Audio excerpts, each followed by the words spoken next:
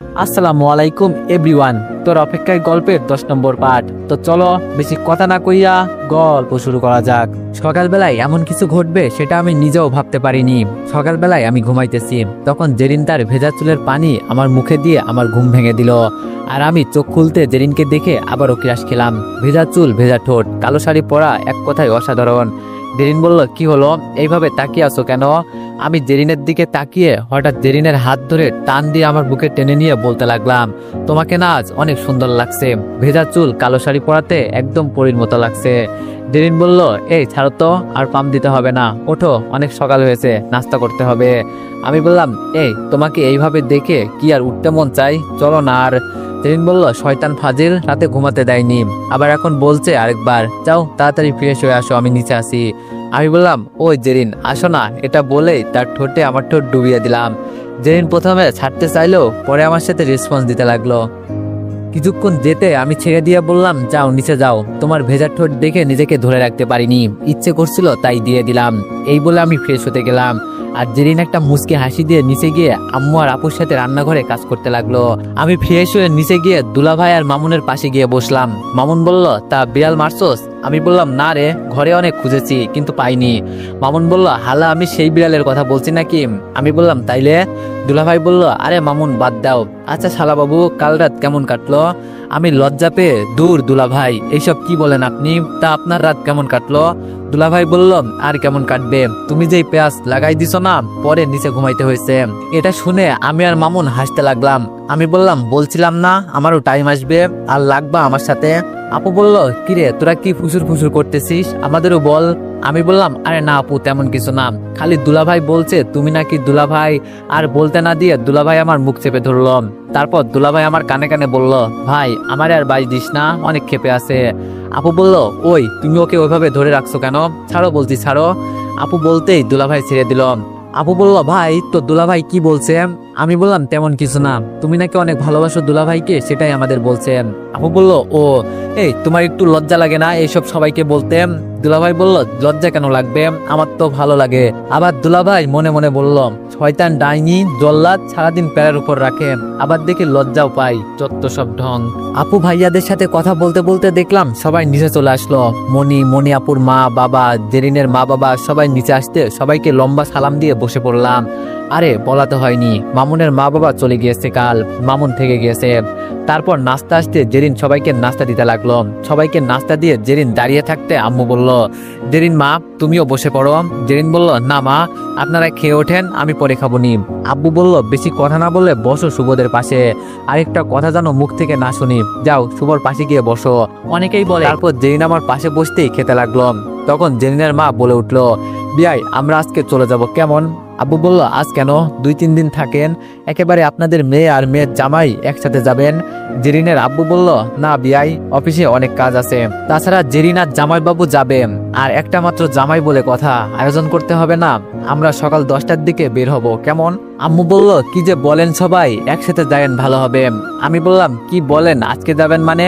জেরিন তুমি কিছু বলো, কই একদিন থাকুক না, সমস্যা কি হবে?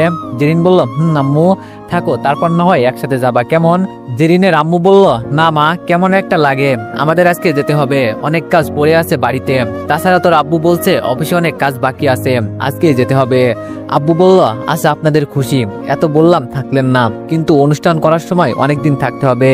জেরিনের আব্বু বলল, আচ্ছা থাকবনি। তারপর সবাই নাস্তা শেষ করলাম, আমি নাস্তা শেষ করে রুমে চলে গেলাম। এইদিকে জেরিন আম্মুর সাথে কাজ করছে, আর আপুরা সবাই ব্যাগ গুছাতে ব্যস্ত, কারণ এখন 8:30 বাজে।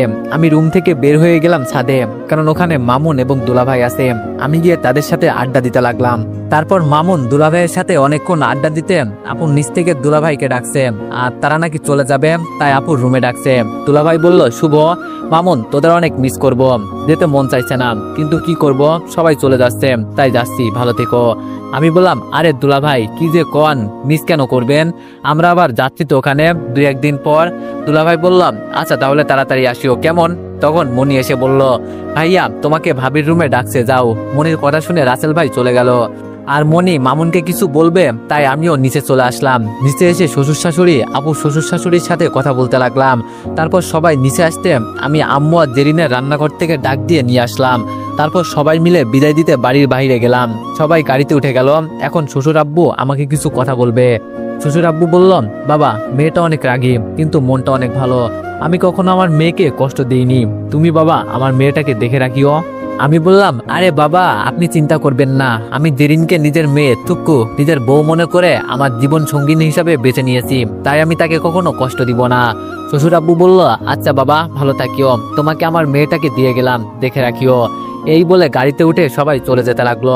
তারপর আম্মু আব্বু জেরিন বাসায় চলে গেল, আর আমি আর মামুন একটা চায়ের দোকানে বসে আমি বললাম, কিরে মামুন তোমার পাখি তো চলে গেল, তাইলে এখন কি করবা? মামুন বলল, কি আর করবো, ঘরের প্যারা থেকে বাঁচমু, আগে ঘরে থাকলে শুধু প্যারা দিত। আমি বললাম, তা তোকে সাদে কি বললো? মামুন বলল, আরে বলিস না, কি আর কইব, বলছে আমি চলে যাচ্ছি কিছু সময়ের জন্য, ফিরে আসবো একেবারের জন্য, এর মধ্যে যদি কোনো মেয়ের দিকে তাকানোর খবর আর টাঙ্কি মারার খবর শুনি তাইলে তোর খবর আছে। ওই দিনে কি করছিলাম মনে আছে? মামুন বলল, মামুন বলল, মামা আর ওই দিনের কথা মনে আনতে আমার গা কাঁপতে থাকে। মনি আরো বলছে, তাড়াতাড়ি জানো বিয়ের কথা বলি খালুকে। আমি বললাম, তারপর তুই কি বলছিস? মামুন বলল, আমি কি কমু, শুধু মাথা নাড়াচ্ছি। আমি বললাম, আচ্ছা আমাদের সাথে যাবি নাকি? মামুন বলল, যাবো। আমি বললাম, আচ্ছা যা তাহলে, বাড়িতে যাই, আম্মু কল দিতেছে। মামুন বলল, যাও যাও, আম্মুর বাহানা দিতেছো কেন, বলো বউ ডাকতেছে। আচ্ছা যা, বিকালে কথা হইব নাকি বিকালে থাকবি বউয়ের তলে থুক্কু আসলে। আমি বললাম, মামুন নিয়ে তুই খালি দাঁড়াম। এই বলে মামুনের দৌড়ানি দিলাম, কিছু কাছে পেলাম না, আর কি করার, আস্তে আস্তে হেঁটে বাড়ির দিকে যেতে লাগলাম। এইদিকে রান্নাঘরের কিছু কাজ বাকি ছিল, এগুলো যখন জেরিন করতে যাইতেছিল তখন আম্মু বলল, মা জেরিন তুমি অনেক কাজ করছো সকাল থেকে, আর করতে হবে না, আর সব আমি করে নিবনি, তুমি রুমে যাও আর রেস্ট নাও। জেরিন বলল, না মা আমি করতে পারবো না, আপনি বরং রেস্ট নিন, আপনি সকাল থেকে অনেক কাজ করছেন। আম্মু একটু রেগে বলল, এই মেয়ে আমি একবার বলছি না রুমে গিয়ে রেস্ট নাও, যাও। জেরিন বলল, কিন্তু। আম্মু বলল, আর কোনো কিন্তু না, যাও। আম্মুর রাগী গলায় কথা শুনে জেরিন চলে গেল। জেরিন রুমে গিয়ে ফ্রেশ হয়ে বলতে লাগলো, সেই কাল সন্ধ্যায় মোবাইল হাত থেকে রাখছিলাম আর নেওয়া হয়নি, কাল ফেসবুকে ম্যারেড স্ট্যাটাস দিই। এই বলে জেরিন মোবাইল হাতে নিয়ে ডাটা অন করতে অনেক মেসেজের নোটিফিকেশন আসতে লাগলো। তারপর জেরিন একটা একটা মেসেজ দেখতে লাগলো। হঠাৎ অচানা একটা আইডি থেকে কিছু মেসেজ দেখলো, যেইগুলো ওপেন করতেই জেরিন যা দেখতে পেল সেটা দেখে ফোনটা হাত থেকে ফেলে দিল, আর দু চোখ দিয়ে পানি পড়তে লাগলো। আর জেরিন তারপর আবার ফোনটা নিয়ে একটা ভয়েস ছিল, সেটা শুনতেই জেরিন রাগে অভিমানে কান্না করতে লাগলো। এইদিকে আমি বাসে এসে রুমের সামনে আসতে কান্নার আওয়াজ শুনতে পেলাম। জেরিনের আবার কিছু হলো না তো? তারপর আমি তাড়াতাড়ি রুমে ঢুকে দেখি জেরিন বিছানায় গুটিসুটি মেরে কান্না করতেছে। আমি জেরিনের কান্না করা দেখে মনে করছি তার মা বাবা গেছে গাম, তাই কান্না করছে। তাই আমি জেরিনের পাশে বসে তার মাথায় হাত দিয়ে বলতে লাগলাম, কান্না করো না জেরিন। এটা বলতেই জেরিন তার মাথা থেকে আমার হাত এক ঝাটকায় সরিয়ে বলতে লাগলো, তুই আমাকে ছবি না লুচ্চা। এর আবার কি হলো? আমি তো ভালো কথাই কইছি। আমি আবার জেরিনের গায়ে হাত দিতে যাব, জেরিন আমার থেকে দূরে সরে বলতে লাগলো, ছি তোর মুখটা দেখতে আমার ঘৃণা হচ্ছে। এই ভালো চেহারার পিছনে যদি এমন একটা খারাপ মানুষ আছে, এটা যদি আমি জানতাম তাইলে তোকে বিয়ে তো দূরের কথা, তোর সামনে পর্যন্ত আসতাম না। আমি জেরিনের কথা শুনে অবাক, হঠাৎ এমন করছে কেন বুঝলাম না। এই জেরিন তুমি মজা করছো না তো? কি হয়েছে সেটা বলো। জেরিন বলল, শালা লুচ্চা চরিত্রহীন, তোর এই পাপিষ্ট মুখে আমার নাম নিবি না। এইবার জেরিনের মুখে এমন কথা শুনে আমার কষ্ট লাগলো। আমি বললাম, তুমি এসব কি বলছো? আমি কিছুই বুঝতেছি না, কি হয়েছে আমাকে একটু খুলে বলো। জেরিন বলল, তোকে কি খুলে বলবো, তুই নিজেই দেখে নে তোর কুকর্ম। এই বলে জেরিন আমার দিকে তার মোবাইলটা ছুঁড়ে মারলো। তারপর আমি জেরিনের মোবাইলটা নিয়ে স্ক্রিনশট ওপেন করতে এমন কিছু দেখবো সেটা দেখার পর আমার পুরো শরীর পাথর হয়ে গেল। জেরিন বলল, কি হলো, চুপ কেন? নাকি ভাবতেছিস আমার কুকর্মগুলো এগুলো জেরিন জানলো কিভাবে? আমি বললাম, জেরিন বিশ্বাস করো, আমি এসব জীবনও করিনি, তুমি একটু বিশ্বাস করো। এই বলে জেরিনের হাত ধরলাম। ঠাস ঠাস করে জেরিন আমার গালে থাপ্পড় দিয়ে বলল, ওই কুত্তা, তোকে একবার মানা করছি না, আমি তোর এই নষ্ট শরীর দিয়ে আমাকে ছবি না। আমি গালে হাত দিয়ে বললাম, জেরিন আমাকে একটু বিশ্বাস করো, আমি এমন সব করিনি। জেরিন একটু হেসে বলল, কি করিসনি তুই? যেইখানে 2 বছর ওই মেয়ের সাথে রিলেশন করেছিস, সেইখানে ফিজিক্যাল সম্পর্ক করিসনি, এটা আমি অবিশ্বাস করব? তাও আবার এরকম ভিডিও আর ভয়েস শুনে। আমি বললাম, জেরিন আমার একটা কথা শুনবে? জেরিন বলল, তোর আমি কোনো কথাই শুনবো না, তুই এখন আমার চোখের সামনে থেকে যা বলছি, তোকে দেখলে আমার মাথা গরম হয়ে যাচ্ছে। আমি বললাম, একটা কথা। এটা বলার সুযোগ না দিয়ে আমার হাত ধরে দরজার বাইরে আমাকে ধাক্কা দিয়ে বাইর করে দিয়ে দরজা বন্ধ করে দিল। আমি জেরিনের এমন ব্যবহার দেখে যত কষ্ট না পাচ্ছি, তার থেকে ভিডিওটা দেখে আমার কষ্ট হচ্ছে। কারণ আমি যেই কাজ করিনি সেই কাজে আমি কেমনে, আপনারা কিছু বুঝতে পারছেন না তো বলছি। আসলে জেরিনকে একজনে একটা ভিডিও পাঠিয়েছে যেখানে আমি আর নীলা ফিজিক্যাল রিলেশন অবস্থাতে আছি, কিন্তু আমি তো নীলাকে 2 বছরে কখনো জড়িয়ে ধরিনি, তাইলে এটা কেমনে সম্ভব? আর ভয়েসটা ছিল আমার গলার। আমি নীলাকে বলছি জেরিনকে নাকি এমনি বিয়ে করেছি, তাকে কয়দিন পর ডিভোর্স দিয়ে নীলাকে বিয়ে করব। এইসব শুনে আমার মাথা ঘুরছিল তখন, কারণ আমি এগুলো কখনো বলিনি, কিন্তু কণ্ঠ আমার। এইসব দেখে আমি বুঝতে পারছি এটা কার কাজ। তারপর আমি রাগে অভিমানে দুপুরে খাবার না খেয়ে বাসা থেকে বের হয়ে গেলাম, কারণ জেরিন আমাকে ভালোবাসে আর জেরিন আমার একটা কথাও শুনতে চাইছে না। তাও জেরিনকে দই দিব কেমনে? এখানে যে কেউ দেখলে এটা ভাববে। এইদিকে জেরিনও কান্না করছে আর বলতেছে আমি কিভাবে পারলাম একটা চরিত্রহীন ছেলেকে ভালোবাসতে, বিয়ে করতে। আমার ভাবতে অবাক লাগছে শুভ আমাকে ঠকাইছিল আর আমি বুঝতে পারলাম না। তুই শুভ আমাকে ঠকাইছিলি না? এইবার দেখবি জেরিনের কামাল। আমি কত বড় জিনিস সেটা তুই দেখবি। আমার জীবন, আমার আবেগ, আমার ভালোবাসা নিয়ে খেললি না? দেখবি এবার তোকে তো আমি কখনোই ছাড়বো না। আমি বাসা থেকে বের হয়ে নদীর ধারে বসে আছি। আমার মন খারাপ হলে আমি এখানে একা একা বসে থাকি। এইদিকে নীলা ভাবছে টোপ মনে হয় কাজে লাগছে এইবার। শুভকে আমার হওয়া থেকে কেউ আটকাতে পারবে না। আমি আসতেছি শুভ, খুব তাড়াতাড়ি আসতেছি। আর ওই ডাইনি তোমাকে কষ্ট দিতে পারবে না। এগুলো বলছে আর পাগলের মতো হাসতেছে। এইদিকে আম্মু আমার রুমে গিয়ে জেরিনকে ডাকতে লাগলো, জেরিন মা ভাত খেতে আসো, দুপুর পেরিয়ে গেল তো। জেরিন বলল মা আমার ভালো লাগছে না, আমি পরে খেয়ে নিবনি। মা বলল এটা কেমন কথা, তোমার কি হয়েছে আমাকে বলো। জেরিন বলল মা কিছু হয়নি, আপনি খেয়ে নিন, আমার ক্ষুধা নেই। আম্মু বলল আচ্ছা তোদের হলোটা কি বলতো? শুভ ক্ষুধা নেই বলে চলে গেল, আর তুই বলছিস আচ্ছা তোদের মাঝে কিছু কি হয়েছে? জেরিন বলল আরে না কিছু হয়নি আম্মু, এমনি ক্ষুধা নেই, তুমি খেয়ে নাও বাবার সাথে। তারপর আম্মু আর জোরাজোরি না করে চলে গেল। এইদিকে আমি সন্ধ্যা পর্যন্ত নদীর পাড়ে বসে থাকার পরে বাসার উদ্দেশ্যে যেতে লাগলাম। আর পকেট থেকে ফোনটা বের করতেই দেখি আম্মু মামুনের অনেক call. Mobile do not disturb করে রাখছিলাম কারণ মন খারাপ ছিল তাই। তারপর বাড়ি যেতে আম্মু অনেক বকাঝকা করলো। আম্মুর কথায় কান্না দিয়ে রুমে ঢুকে ফ্রেশ হতে গেলাম। ফ্রেশ হয়ে রুমে জেরিনকে দেখতে পেলাম না, হয়তো ছাদে নয়তো কাজ করছে। তারপর ফ্রেশ হয়ে বের হয়ে পড়তে বসলাম। কিছুক্ষণ পড়তে হঠাৎ পিছন থেকে জেরিন এমন কিছু বলে উঠবে সেটা আমি নিজেও ভাবিনি। জেরিন বলল তা আজ কয়টার সাথে থেকে এলি?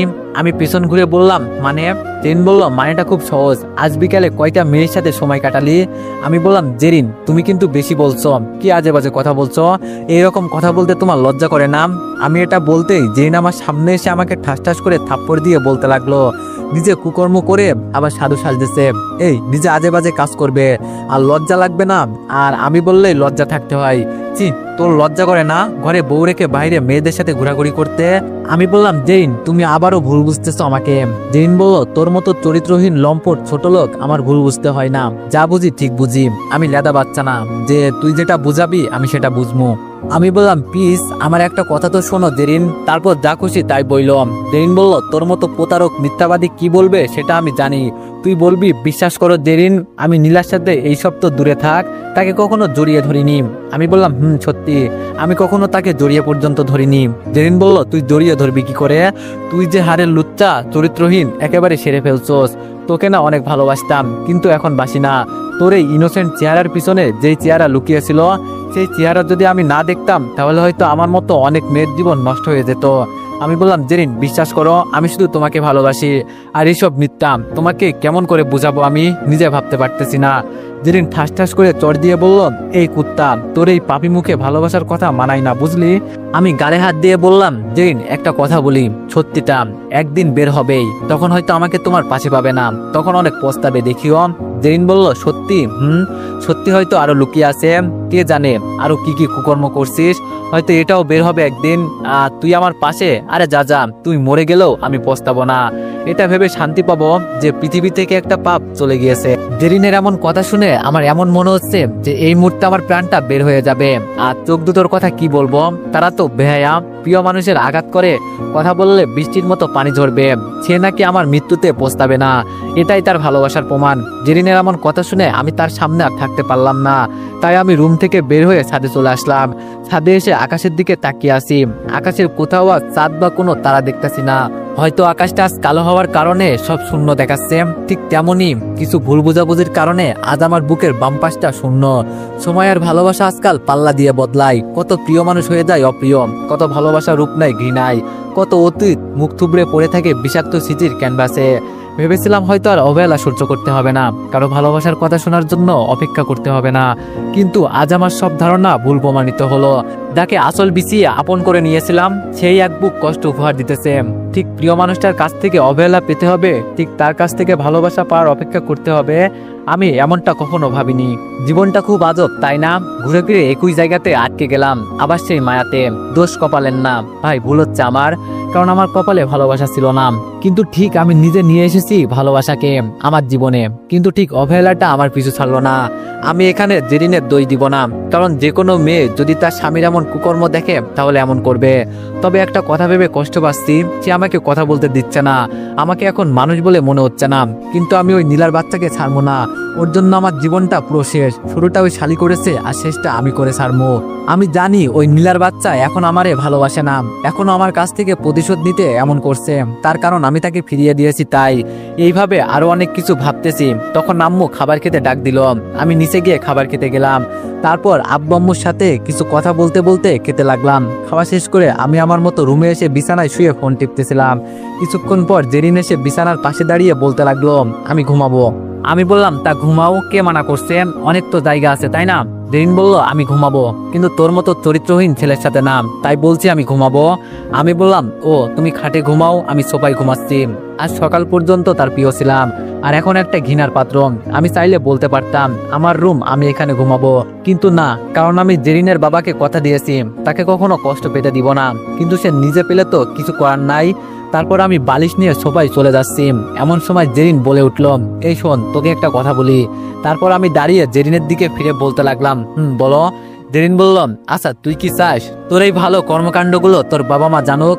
আমি একটু ভয় পেয়ে গেলাম, কারণ জেরিন বলে দিছে নাকি, তাইলে আমি তো পুরো শেষ।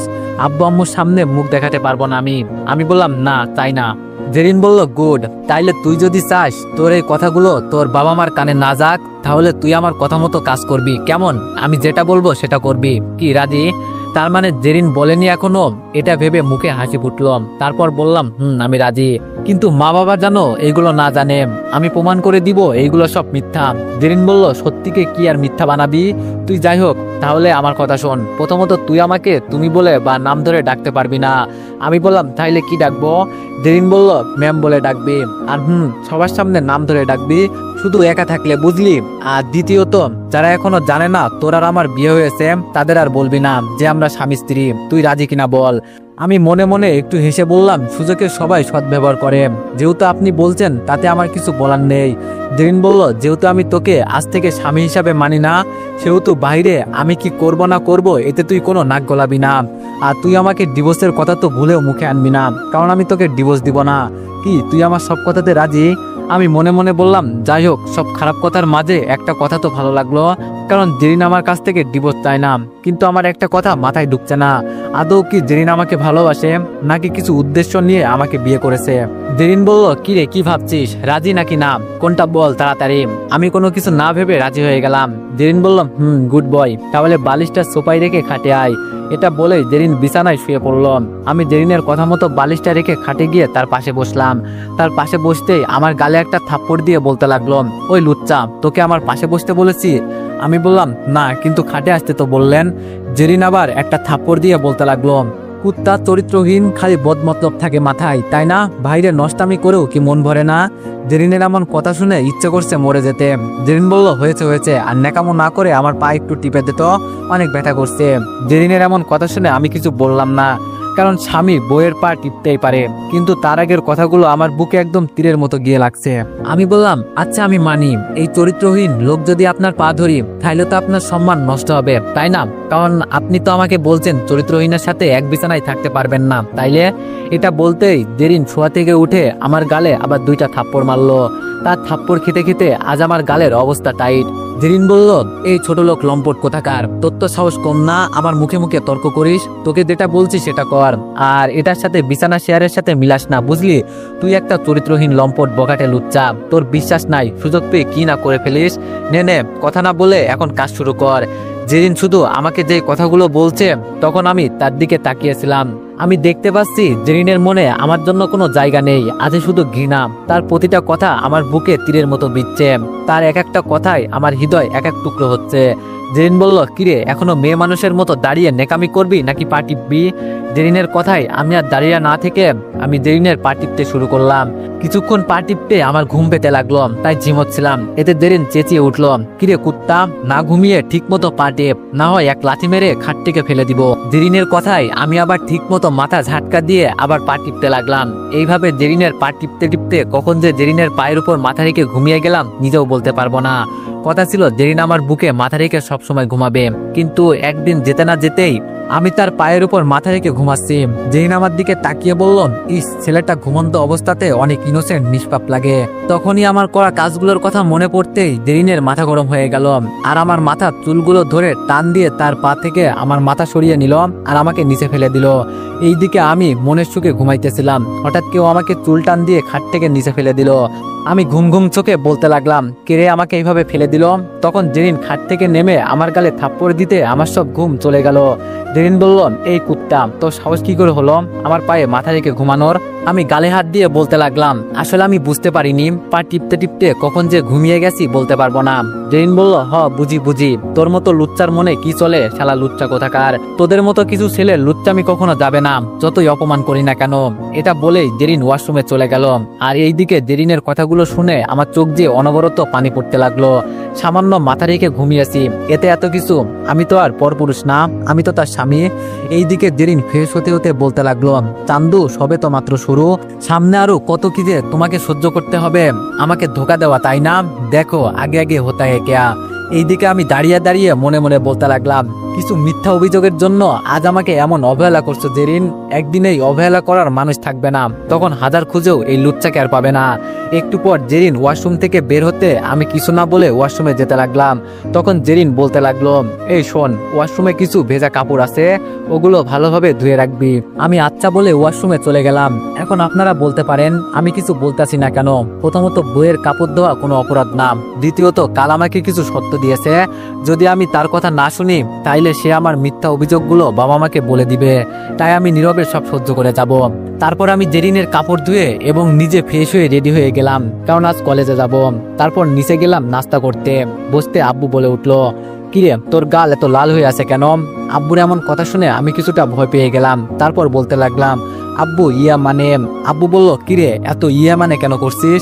আমি বললাম, আরে আব্বু, রুমে অনেক বড় বড় মশা ছিল, এগুলো রাতে অনেক কামড় দিছে, তাই মশা মারতে গাল লাল হয়ে গেছে।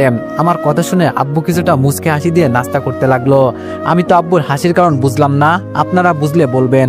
ওই মিয়া, আপনাদের কি একটা কমেন্ট করতে সারা বছর লাগে? তাড়াতাড়ি একটা কমেন্ট করে যাবেন।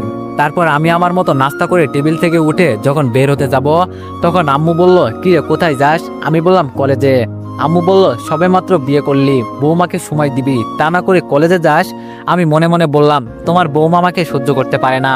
আমি বললাম, মা, আমার অনেক গুরুত্বপূর্ণ ক্লাস আছে, তাই যেতে হবে। তখনই জেরিন বলে উঠলো, মা, ওকে যেতে দাও, ওর তো অনেক গুরুত্বপূর্ণ ক্লাস আছে, না করলে ওনার তো দিন যাবে না, যেতে দিন। জেরিনের এমন কথার মানে আমি বুঝতে পারছি। আম্মু বলল, জেরিন বলছে তাই যেতে দিলাম, নয়তো। আমি আর আম্মুর কথা না শুনে বাসা থেকে বের হয়ে রিক্সা নিয়ে কলেজে চলে আসলাম।